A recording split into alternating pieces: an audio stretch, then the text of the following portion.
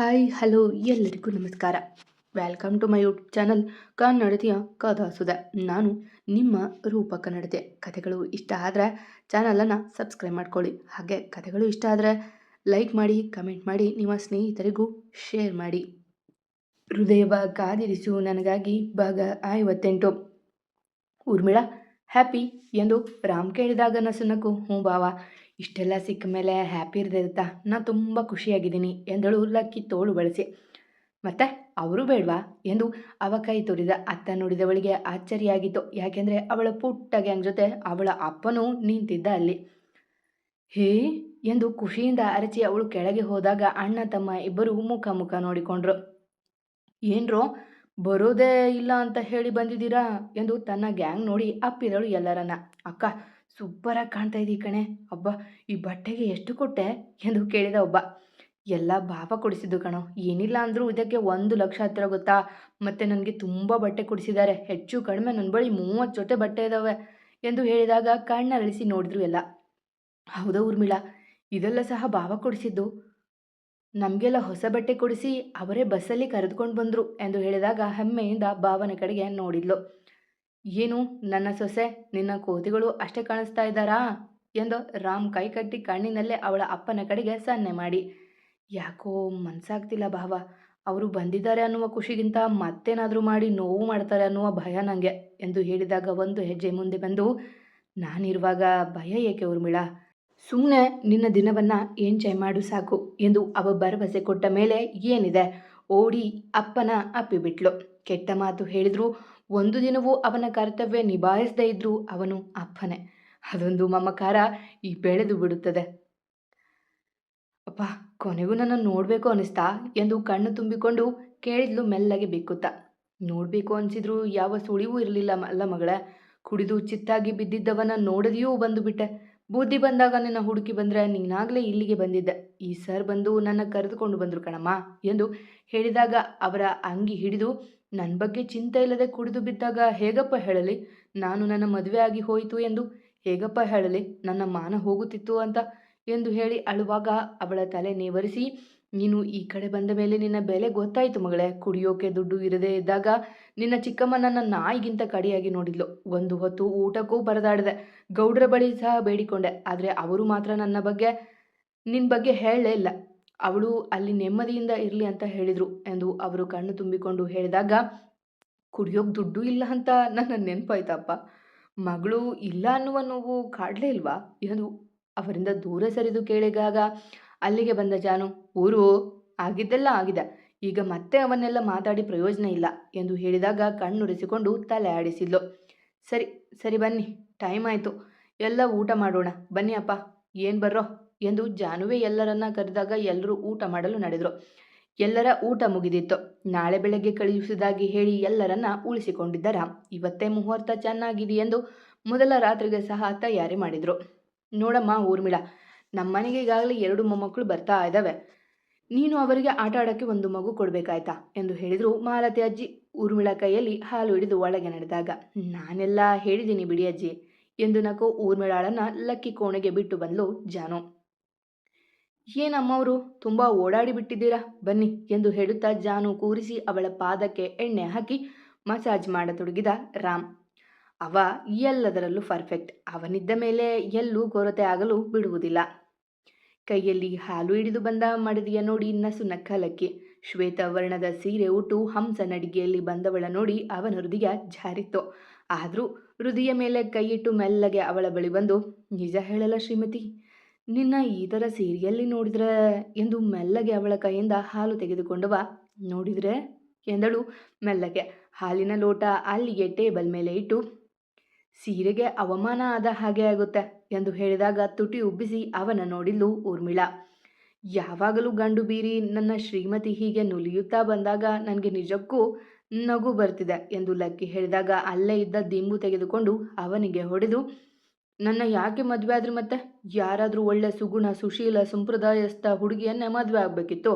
ನಾನು ಗಂಡು ಬೀರಿ ಬಿಡಿ, ನಿಮಗೇನು ಎಂದು ತುಟಿ ಉಬ್ಬಿಸಿ ಅಳುವ ಮುಖ ಮಾಡಿದಾಗ ನಕ್ಕು, ಲೇ ಗಂಡು ಬೀರಿ ಹೆಣ್ಣೆ, ಎಲ್ಲರಿಗೂ ಎಲ್ಲ ಹೆಣ್ಣು ಇಷ್ಟ ಆಗೋದಿಲ್ಲ ಕಣೆ. ದೇವರು ನನಗೆ ಅಂತ ಇಂಥ ಒಳ್ಳೆ ರೂಪ ಸೃಷ್ಟಿ ಮಾಡಿರುವಾಗ ನಾನು ಬೇರೆ ಸುಗುಣನ ಯಾಕೆ ಹುಡ್ಕೊಂಡು ಹೋಗ್ಲಿ ಎಂದು ಅವಳ ಕೆನ್ನೆ ಹಿಂಡಿ, ಹೋಗಿ ಮಾತನಾಡಿಸ್ಬೇಡಿ ನೀವು. ಈಗ ಬಂದು ಬಿಡಿ ಏನೇನೋ ಹೇಳಿಕೊಂಡು ಎಂದು ಹೇಳಿದಾಗ ಅವಳ ತುಟಿ ಮೇಲೆ ಪುಟ್ಟ ಮುತ್ತು ಕೊಟ್ಟು, ದೇವರು ನನಗೆ ಅಂತ ಸೃಷ್ಟಿ ಮಾಡಿರುವ ಮಾಸ್ಟರ್ ಪೀಸ್ ನೀನು. ಅದೇಗೆ ನಿನ್ನ ಬಿಟ್ಟು ಹೋಗೋಕ್ಕಾಗುತ್ತೆ? ಎಲ್ಲರಿಗೂ ಬಾಯಿ ಬಡಿಕೆ ಇಷ್ಟ ಆಗಲ್ಲ, ಹಾಗೆ ಎಲ್ಲರಿಗೂ ಸೈಲೆಂಟ್ ಹುಡುಗಿಯರು ಇಷ್ಟ ಆಗಲ್ಲ. ನನಗೆ ಈ ಬಾಯಿ ಬಡಿಕೆ ಶ್ರೀಮತಿ ಇಷ್ಟ ಎಂದಾಗ ಇನ್ನೂ ತುಟಿ ಉಬ್ಬಿಸಿ ಕುಳಿತಿದ್ಲು. ಸರಿ ಸರಿ ಆಯಿತು, ನನಗೆ ಹೊಗಳೋದಕ್ಕೆ ಬರೋದೇ ಹೀಗೆ, ಸಾರಿ ಕಣಮ್ಮ ಎಂದು ಅವಳ ಕೈ ಹಿಡಿದು ಕೇಳಿದಾಗ ಅವನ ಎದೆಗೆ ಒರಗಿ, ಬೇಕಾಗಿಲ್ಲ, ನನ್ನ ರೇಗಿಸೋದಕ್ಕೆ ನಿಮಗೆ ರೈಟ್ಸ್ ಇದೆ ಎಂದು ಹೇಳಿದಾಗ ತಲೆ ಆಡಿಸಿದವ, ನಾವಿಬ್ಬರೂ ಅದಾಗಲೇ ಜೀವನದ ಬಗ್ಗೆ ತುಂಬ ಕನಸು ಕಟ್ಟೆ ಆಗಿದೆ ಅಲ್ವಾ, ಇವತ್ತು ಹಾಯಾಗಿ ಮಲಗೋಣ ಬಾ, ಹೂವಿನ ಹಾಸಿಗೆ ಇದೆ ಎಂದು ಅವಳನ್ನು ಹಾಸಿಗೆ ಮೇಲೆ ಕೂರಿಸಿ, ತಗೋ ಹಾಲು ಕುಡಿದು ಮಲಗು, ಓದುವ ಹುಡುಗಿ ಬುದ್ಧಿ ಬೆಳೆಯುತ್ತೆ ಎಂದಾಗ ಅರ್ಧ ಹಾಲು ಕುಡಿದು ಅವನ ತುಟಿಗೆ ಗ್ಲಾಸ್ ಇಟ್ಟವಳು, ನೀವೂ ಕುಡಿಯಿರಿ ಎಂದಾಗ ನಗು ತಾನು ಹಾಲು ಕುಡಿದ. ಹಣ್ಣೊಂದು ಹೆಚ್ಚಿ ಅವಳಿಗೆ ತಿನ್ನಿಸುತ್ತಾ ತಾನು ತಿನ್ನುತ್ತಾ, ಮತ್ತೆ ಏನು ಸಮಾಚಾರ, ಏನು ಹೇಳಿದ್ರು ನಮ್ಮನೆಯವರು ಎಂದು ಕೇಳಿದಾಗ ಅವನ ಎದೆಗೆ ತಲೆ ಇಟ್ಟು, ಇನ್ನೊಂದು ವರ್ಷದಲ್ಲಿ ಭಾವನ ಮಕ್ಕಳ ಜೊತೆ ಆಡೋದಕ್ಕೆ ಮಗು ಕೊಡಬೇಕಂತೆ ಎಂದಳು ನಾಚುತ್ತಾ. ಹಾ ಇಲ್ಲ, ನಾನಿನ್ನೂ 4 ವರ್ಷ ಓದೋದು ಇದೆ ಅಂತ ಹೇಳಬೇಕಿತ್ತೋ ಎಂದ ಅವಳ ತಲೆ ನೇವರಿಸಿ. ನನಗೂ ತಾಯಿ ಆಗೋದಕ್ಕೆ ಆಸೆ ಲಕ್ಕಿಯವರೇ, ಆದರೆ ಭಾವ ಹೆಣ್ಣಿಗೆ ಓದಿಗೆ ಕೊಟ್ಟಿರುವ ಪ್ರಾಮುಖ್ಯತೆನ ನಾನು ಸದುಪಯೋಗ ಪಡಿಸ್ಕೊಳ್ಬೇಕು, ಅವರು ಕೊಟ್ಟ ಅವಕಾಶ ಬಡಿಸ್ಕೊಳ್ಬೇಕು ಎಂದು ಹೇಳಿದಾಗ ಸುಮ್ಮನೆ ತಲೆ ಆಡಿಸಿದ. ಆದರೆ ನಾವಿಬ್ಬರೂ ಒಂದಾಗೋಣ ಯಜಮಾನ್ರೆ ಎಂದು ಹೇಳಿದ್ಲು ನಾಚುತ್ತಾ. ಬೇಡ ಕಣೋ, ಓದಿನ ಕಡೆ ಗಮನ ಕಡಿಮೆ ಆಗುತ್ತೆ, ಇದೆಲ್ಲ ಈಗಲೇ ಬೇಡ, ನೋಡೋಣ ಮುಂದೆ ನಿನ್ನ ಓದು ಮುಗಿದ ಮೇಲೆ ಎಂದು ಹೇಳಿದ ಅವ ಗಂಭೀರವಾಗಿ. ಇಲ್ಲ ಲಕ್ಕಿ, ನನ್ನ ಗಮನ ಏನೂ ಆಳೋಗೋದಿಲ್ಲ ಪ್ಲೀಸ್ ಎಂದು ಹೇಳಿದಾಗ ಅವಳ ಕೆಳಗೆ ಮಲಗಿಸಿ ತಾನು ಮೇಲೆ ಬಂದು ಅವಳ ಸೆರಗಿಗೆ ಕೈ ಹಾಕಿದ್ದ. ಲಕ್ಕಿಯವ್ರೆ ಎಂದು ಅವಳು ಗಾಬರಿಯಿಂದ ಹೇಳಿದಾಗ ಅವಳ ಕುತ್ತಿಗೆ ಕೆನ್ನೆಗೆಲ್ಲ ಮುತ್ತು ಕೊಟ್ಟು, ನೀನು ಒಪ್ಪಿಗೆ ಕೊಡಲಿ ಅಂತಾನೆ ಕಾಯ್ತಿದ್ದೆ, ಒಳ್ಳೆಯದೇ ಆಯಿತು ಎಂದು ಹೇಳಿ ಅವಳ ತುಟಿಗಳ ಆಕ್ರಮಿಸಿಬಿಟ್ಟ. ಈಗಂತೂ ಅವಳ ಕಣ್ಣೀರು ಹರಿದು ಕೆನ್ನೆ ನೋಡಿದ್ವು. ಅವಳ ಬಿಟ್ಟು ಪಕ್ಕಕ್ಕೆ ಸರಿದವ, ಶ್ರೀಮತಿ, ನಿನ್ನ ಬುದ್ಧಿ ನನಗೆ ಗೊತ್ತಿಲ್ವಾ, ಮದುವೆ ಆಗಿ ನಾನು ಬ್ರಹ್ಮಚಾರಿ ಥರ ಇರಬೇಕು, ನಿನ್ನ ದೇಹ ಸುಖ ಸಿಕ್ಕಿಲ್ಲ ಅಂತ ನಾನು ದಾರಿ ತಪ್ತೀನಿ, ನಿನ್ನಿಂದ ನನಗೆ ಖುಷಿ ಇಲ್ಲ ಅಂತೆಲ್ಲ ಯೋಚನೆ ಮಾಡಿ ಇದಕ್ಕೆ ಒಪ್ಪಿದೆ ಅಲ್ವಾ ಎಂದು ಕೇಳಿದಾಗ ಕಣ್ರೆಪ್ಪೆ ಬಾಗಿಸಿದ್ಲು. ದಡ್ಡಿ, ಮೊದಲು ಓದು, ಇದಕ್ಕೆ ಜೀವನ ಪೂರ್ತಿ ಇದೆ, ದೇಹದ ಆಕರ್ಷಣೆ ಕಡಿಮೆ ಆಗಬಹುದು, ಆದರೆ ನಿನ್ನ ಡಿಗ್ರಿಗಳ ಬೆಲೆ ಯಾವತ್ತೂ ಇಳಿಯೋದಿಲ್ಲ, ನಾನು ಹೆಮ್ಮೆಯಿಂದ ಹೇಳ್ಕೊಳ್ಬೇಕು, ನಾನು ಟೀಚರ್ ಅಮ್ಮನ ಗಂಡ ಅಂತ ಎಂದು ಅವಳ ಕಣ್ಣೀರು ತೊಡೆದಾಗ ಅವನ ಬಿಗಿದಪ್ಪಿ, ಥ್ಯಾಂಕ್ ಯು ಯಜಮಾನ್ರೆ ಎಂದು ಹೇಳಿದಾಗ ಅವಳನ್ನು ತನ್ನ ಎದೆಯ ಮೇಲೆ ಮಲಗಿಸಿಕೊಂಡು, ಲವ್ ಯು, ಸಿಹಿ ನಿದ್ದೆ ಮಾಡು ಎಂದಾಗ ಅವನ ಎದೆಗೊಂದು ಮುತ್ತಿಟ್ಟಳು. ಲವ್ ಯು ಟು ಎಂದಳು ಲಕ್ಷ್ಮಣನ ಊರ್ಮಿಳಾ. ದಿನಗಳು ಮೆಲ್ಲಗೆ ಕಳೆದವು. ಲಕ್ಕಿ ಊರ್ಮಿಳಾ ಒಬ್ಬರನ್ನೊಬ್ಬರು ಅರ್ಥ ಮಾಡಿಕೊಂಡು ಜೊತೆಯಾಗಿ ಸಮಯ ಕಳೆಯುತ್ತಿದ್ರು. ಇನ್ನು ರಾಮಂತೂ ಜಾನುವನ್ನ ಕಣ್ಣು ರೆಪ್ಪೆಯಂತೆ ಜೋಪಾನ ಮಾಡುತ್ತಿದ್ದ. ಈ ನಡುವೆ ಊರ್ಮಿಳಾ ಸಹ ಓದು ನಡೆಯುತ್ತಿತ್ತು. ಒಂದು ವಾರ ಜಾನು ರಾಮ್ ಪ್ರವಾಸ ಹೋಗಿದ್ರು. ಅಲ್ಲಿಯವರೆಗೂ ಎಲ್ಲವೂ ಚೆನ್ನಾಗಿಯೇ ಇತ್ತು. ಪ್ರಿಯ ಯಜಮಾನ್ರೆ, ಇವತ್ತು ಸಂಜೆ 6 ಗಂಟೆ ಆಗುತ್ತೆ ಕ್ಲಾಸ್ ಮುಗಿಯೋಕೆ, ನೀವೇ ಬರ್ತೀರಾ ಅಥವಾ ಕಾರ್ ಕಳಿಸ್ತೀರಾ ಎಂದು ಕೇಳಿದ್ಲು ಊರ್ಮಿಳಾ ಕನ್ನಡಿ ಮುಂದೆ ನಿಂತು ಅವಳ ತಲೆ ಬಾಚುತ್ತಿದ್ದ ಲಕ್ಕಿ ನೋಡಿ. ದಿನವೂ ನಾವೇ ಅಲ್ವಾ ಶ್ರೀಮತಿ ನಿಮ್ಮನ್ನ ಪಿಕಪ್ ಮಾಡೋದು, ನಾನೇ ಬರ್ತೀನಿ ಎಂದು ಅವಳ ಹಣೆಗೆ ಸಿಂಧೂರ ಬಿಟ್ಟ. ಓಕೆ ಯಜಮಾನ್ರೆ ಎಂದು ನಕ್ಕು ಅವನ ಟೈ ಸರಿ ಮಾಡಿ ತುದಿಕಾಲಿನಲ್ಲಿ ನಿಂತು ಅವನ ಕೆನ್ನೆಗೆ ಮುತ್ತಿಟ್ಟು, ಸಂಜೆಯ ತನಕ ಇದರ ಗುಂಗಿನಲ್ಲೇ ಇರಿ ಎಂದು ಹೇಳಿದಾಗ ಅವಳ ನಡು ಬಳಸಿ ಹತ್ತಿರ ಎಳೆದುಕೊಂಡ ಲಕ್ಕಿ, ನೀನು ಬಂದ ಮೇಲೆ ತಾನೇ ಇಷ್ಟು ಚಂದ ಈ ಬಾಳು ಅಂತ ಹಾಡು ಹೇಳಿದ್ದೆ, ಇವಾಗಾದ್ರೆ ಅರ್ಥ ಆಗ್ತಿದೆ ಎಂದು ಅವಳ ಹಣೆಗೊಂದು ಮುತ್ತು ಕೊಟ್ಟ. ಬಾ ಎಂದು ಅವಳ ಕೈ ಹಿಡಿದು ನಡೆದ. ಅವಳನ್ನು ಕಾಲೇಜಿಗೆ ಡ್ರಾಪ್ ಮಾಡಿ ತಾನು ಆಫೀಸ್ ತಲುಪಿದ. ರಾಮ್ ಇಲ್ಲದ ಕಾರಣ ಅವನ ಮೇಲೆ ಪೂರಾ ಆಫೀಸ್ ಜವಾಬ್ದಾರಿ ಇತ್ತು. ಸರ್, ನಿಮ್ಮನ್ನ ನೋಡೋಕೆ ಯಾರೋ ಹೆಂಗಸು ಬಂದಿದ್ದಾರೆ ಎಂದ ಆಫೀಸ್ ಬಾಯ್ ಲಕ್ಕಿಗೆ ಗೊಂದಲವಾದರೂ ಒಳಗೆ ಕಳುಹಿಸಲು ಹೇಳಿದ.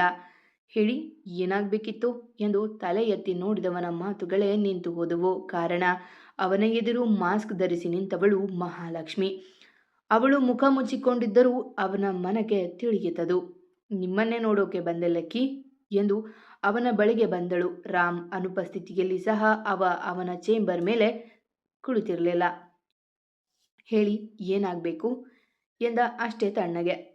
ಈಗ ಅವನಿಗೆ ಅವಳು ಪರಸ್ತ್ರೀ. ಏನಾಗಬೇಕು ಅಂತ ಹೇಳ್ತಾ ಇದ್ದೀರಲ್ಲ ಲಕ್ಕಿ. ನಿಮ್ಮಿಂದ ದೂರ ಆಗಿ ನಾನು ಸತ್ತು ಬದುಕ್ತಾ ಇದ್ದೀನಿ. ನನ್ನ ಜೀವನ ಹಾಳಾಗಿ ಹೋಗಿದೆ. ನಿನ್ನ ಅಣ್ಣ ರಾಮನಿಂದ ನನ್ನ ಜೀವನ ಹಾಳಾಗಿ ಹೋಯ್ತು ಎಂದು ಹೇಳಿದ್ದೆ. ಉಕ್ಕಿ ಬಂದ ಕೋಪವ ತಡೆದು ಸುಮ್ಮನೆ ಇಲ್ಲಿಂದ ಹೋದ್ರೆ ಸರಿ. ಪೊಲೀಸ್ ಕರೆದು ಒಳಗೆ ಹಾಕಿಸಿದ್ರೆ ಉಳಿಯೋದಿಲ್ಲ ನೀನು ಎಂದ ಹಲ್ಲು ಕಚ್ಚಿ. ನಾನು ಏನು ಹೇಳ್ತಾ ಇದ್ದೀನಿ ಅನ್ನುವುದಾದ್ರೂ ಕೇಳಿಲಕ್ಕಿ. ಆ ನಿನ್ನ ಅಣ್ಣ ಗೋಮುಖ ವ್ಯಾಘ್ರ ಕೇವಲ ಆಸ್ತಿಗಾಗಿ ನಿಮ್ಮನ್ನ ದೂರ ಮಾಡಿ ಆ ಹಳ್ಳಿ ಗುಗ್ಗುನ ನಿಮಗೆ ಕಟ್ಟಿದ್ದು ಎಂದು ಹೇಳಿದಾಗ ಕೋಪದಿಂದ ಎದ್ದು ನಿಂತು ಅವಳ ಕೂತಿಗೆ ಕೈ ಹಾಕಿದಲಕ್ಕೆ. ನನ್ನ ಅಗ್ರಜನ ಬಗ್ಗೆ ಒಂದೇ ಒಂದು ಮಾತು ಹೇಳಿದ್ರು ಕೊಂದು ಬಿಡ್ತೀನಿ ಕಣ. ನನ್ನ ಬಿಟ್ಟು ಓಡಿ ಹೋದವಳು ನೀನು. ನಿನ್ನ ತಪ್ಪಿಂದ ಹಾಳಾಗಿ ಹೋಗುತ್ತಿದ್ದ ನನ್ನ ಜೀವನ ಸರಿ ಮಾಡಿದ್ದು ನನ್ನ ಅಣ್ಣ. ನನ್ನ ದೇವರು ಅವನು ಎಂದು ಹೇಳುವಾಗ ತನ್ನೆಲ್ಲ ಬಲವನ್ನ ಸೇರಿಸಿ ಅವನ ದಬ್ಬಿ, ಹೌದು, ನಿನ್ನ ಅಣ್ಣ ಶ್ರೀರಾಮಚಂದ್ರ, ನಿನ್ನ ಅತ್ತಿಗೆ ಸೀತಾ ಮಾತೆ, ಹೀಗೆ ಅಂದುಕೊಂಡೆ ಬದುಕು. ನಿನ್ನ ಅಣ್ಣನ ವಿರುದ್ಧ ಮಾತಾಡಿದವರೆಲ್ಲ ರಾವಣರು, ನಾನು ಶೂರ್ಪನಗಿ. ಏನಂದುಕೊಂಡಿದ್ದೀಯ ನೀನು? ಲಕ್ಷ್ಮಣ ಅಂತನ ಅಥವಾ ಭರತನ? ಅವನು ಇಲ್ಲದೆ ಹೋದ್ರೂ ಅವನ ಚಪ್ಪಲಿ ಇಟ್ಟು ನೀನು ರಾಜ್ಯಭಾರ ಮಾಡೋದಕ್ಕೆ ಒಂದು ದಿನ ಆದರೂ ಯೋಚನೆ ಮಾಡಿದ್ದೀಯಾ? ಈ ಆಸ್ತಿ ಎಲ್ಲ ಯಾರ ಹೆಸರಿಗೆ ಇದೆ? ಈ ಪ್ರಪಂಚದಲ್ಲಿ ಯಾರ ಹೆಸರಿಗೆ ಶಕ್ತಿ ಇದೆ ಅಂತ? ಅವನು ಅಧಿಕಾರ ಆಸ್ತಿ ಹಿಡಿದು ಕೂತಿದ್ದಾನೆ, ನೀನು ಅವನ ಬಾಲ ಹಿಡಿದು ಓಡಾಡು. ಅಷ್ಟೇ ಯಾಕೆ? ನಿನ್ನ ಅಣ್ಣನ ಪ್ಲಾನ್ ಪ್ರಕಾರವೇ ನಿನ್ನ ಮದುವೆ ಆಗಿರೋದು, ಅದು ಸಹ ಒಂದು ಹಳ್ಳಿ ಗುಗ್ಗು ಜೊತೆ. ಇಷ್ಟಾದರೂ ನಿನಗೆ ಬುದ್ಧಿ ಬಂದಿಲ್ಲ ಅಲ್ವಲಕ್ಕಿ? ಇದೆಲ್ಲ ನಿನ್ನ ಅಣ್ಣ ಮಾಡ್ತಾ ಇರೋದು ಕೇವಲ ಆಸ್ತಿಗಾಗಿ ಆಸ್ತಿಗಾಗಿ ಆಸ್ತಿಗಾಗಿ ಎಂದು ಮಹಾಲಕ್ಷ್ಮಿ ಅರಚಿದಾಗ ದಿಗ್ಭ್ರಾಂತರಾಗಿ ನಿಂತು ಬಿಟ್ಟಲಕ್ಕೆ. ಏನು ಹೇಳ್ತಾ ಇದೆಯಾ ಲಕ್ಷ್ಮಿ ಎಂದ ಮೆಲ್ಲಗೆ ಅವಳತ್ತ ಕಟ್ಟು ಹೊರಳಿಸಿ. ಅದೇ ಬೇಕಿತ್ತು ಅವಳಿಗೆ.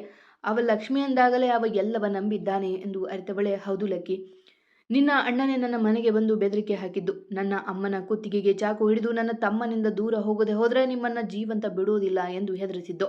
ಅಷ್ಟೇ ಯಾಕೆ, ಮೊನ್ನೆಯಷ್ಟೇ ನಿನ್ನ ಎದುರು ಬಂದುದಕ್ಕೆ ನೋಡು ಹೇಗೆ ಹೊಡೆದಿದ್ದಾನೆ ಅಂತ ಎಂದು ತನ್ನ ಕೈ ಕಾಲುಗಳ ಮೇಲೆ ಆಗಿದ್ದ ಗಾಯ ತೋರಿಸುತ್ತಾ, ಅವನು ಮನುಷ್ಯನೇ ಅಲ್ಲ ಕಣೋ, ಅವನಿಗೆ ಬೇಕಿರೋದು ಆಸ್ತಿ ಅಷ್ಟೇ ಎಂದು ಹೇಳಿದಾಗ ಮೆಲ್ಲಗೆ ಅವಳಿಂದ ದೂರ ಸರಿದು, ಏನೇನು ಮಾತಾಡಬೇಡ ಕಣೆ, ಅದಕ್ಕೂ ಇದಕ್ಕೂ ಏನು ಸಂಬಂಧ? ನನ್ನ ಅಣ್ಣ ನಿನ್ನ ಹೊಡೆದು ದೂರ ಕಳಿಸೋದಕ್ಕೂ ಅವನಿಗೆ ಆಸ್ತಿ ಸಿಗುವುದಕ್ಕೂ ಏನು ಸಂಬಂಧ ಎಂದು ಕೇಳಿದ ಅವಳಿಂದ ಮುಖ ತಿರುಗಿಸಿ.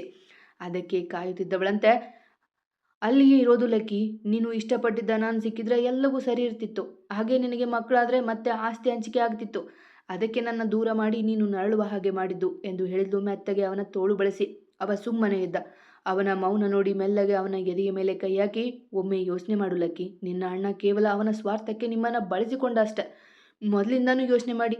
ರಮಣ್ ಸಹ ಅಷ್ಟೆ. ಅವನು ಜಾನುವನ್ನ ಪ್ರೀತಿ ಮಾಡಿದ ಅನ್ನುವ ಒಂದು ಕಾರಣಕ್ಕೆ ಅವನ ಜೀವನವನ್ನೇ ಹಾಳು ಮಾಡಿದ. ಆದರೆ ರಾಮ್ ಮಾಡಿದ್ದೇನು? ಮೊದಲು ಪ್ರೀತಿಸುವ ನಾಟಕ, ಆಮೇಲೆ ಹೇಗೋ ಪ್ರೀತಿ ಮಾಡಿ ಜಾನುವನ್ನ ಪಡೆದುಕೊಂಡ್ರು. ಆದರೆ ನೀನು ಯಾವಾಗಲೂ ಗುಲಾಮನೆ. ಊರ್ಮಿಳಾಳನ್ನ ಮದುವೆ ಮಾಡಿಸಲು ಸಹ ಕಾರಣ ಇದೆ. ಏನಂದ್ರೆ ಅವಳಿಗೆ ಮಕ್ಕಳಾಗೋದಿಲ್ಲ. ಹಾಗೆ 2 ವರ್ಷ ಓದಿಸಿದ ಮೇಲೆ ಅವಳು ನಿನ್ನಿಂದ ದೂರ ಆಗ್ತಾಳೆ. ಬೇಕಿದ್ರೆ ನೋಡಿ, ಇದು ಅವರ ಮಧ್ಯೆ ಆಗಿರುವ ಅಗ್ರಿಮೆಂಟ್. ಅವಳನ್ನ ಇವನು ಓದಿಸಿದ್ರೆ ಅವಳು ನಿಮಗೆ ಕೈ ಕೊಟ್ಟು ಓಡಿ ಹೋಗ್ತಾಳೆ. ನಿಮ್ಮ ಮುಂದೆ ಒಳ್ಳೆಯವನ ಆಗುವುದಕ್ಕಷ್ಟೇ ಈ ಮದುವೆ ನಾಟಕ ಎಂದು ಪೇಪರ್ ಒಂದನ್ನು ಅವನ ಮುಂದೆ ಹಿಡಿದಾಗ ಕುಸಿದು ಕುಳಿತಲ್ಲಕ್ಕೆ. ಇವತ್ತು ಹೇಗೋ ಒಂದು, ಆದರೆ ಮದುವೆ ಆಗಿಯೇ ಆಗುತ್ತಿತ್ತು ಎಂಬ ಗೌಡರ ಮಾತು ನೆನಪಾಯಿತು ಅವನಿಗೆ. ಅಷ್ಟೇ ಅಲ್ಲ, 2 ದಿನದಲ್ಲಿ ಅವಳನ್ನು ರಾಮ್ ಅಷ್ಟಾಗಿ ನಂಬಿದ್ದು ಸಹ. ಇದೆಲ್ಲ ನಿಜನಾ ಲಕ್ಷ್ಮಿ? ನಿಜವಾಗಿಯೂ ನೀನು ಮದುವೆ ಆಗಿಲ್ವಾ ಎಂದು ಕಣ್ಣು ತುಂಬಿಕೊಂಡು ಕೇಳಿದಾಗ ತಲೆ ಅಡ್ಡಾಡಿಸಿ, ಇಲ್ಲ ಲಕ್ಕಿ, ನಿಮಗೆ ಬಂದಿರುವ ಫೋಟೋ ಸಹ ಸುಳ್ಳು, ನಾನು ಮದುವೆ ಆಗಿಲ್ಲ ಎಂದು ಹೇಳಿದಾಗ ಆ ಪೇಪರ್ ಮತ್ತೊಮ್ಮೆ ನೋಡಿ, ಈಗಲೂ ನನ್ನ ಪ್ರೀತಿ ಮಾಡುತ್ತಾ ಇದೆಯಾ ಲಕ್ಷ್ಮಿ ಎಂದ ಅವಳನ್ನೇ ದೀನವಾಗಿ ನೋಡುತ್ತಾ. ನಾನಿನ್ನೂ ನಿಮಗೆ ಮೋಸ ಆಗಬಾರ್ದು ಅಂತ ಹೊಡೆದಾಡ್ತಾ ಇದ್ದೀನಿ ಲಕ್ಕಿ, ನನ್ನ ಕೈ ಬಿಡಬೇಡಿ ಎಂದು ಆಡುತ್ತಾ ಅವನ ಕಾಲ ಬಳಿ ಕುಸಿದವಳ ಅಪ್ಪಿಬಿಟ್ಟ ಲಕ್ಕಿ.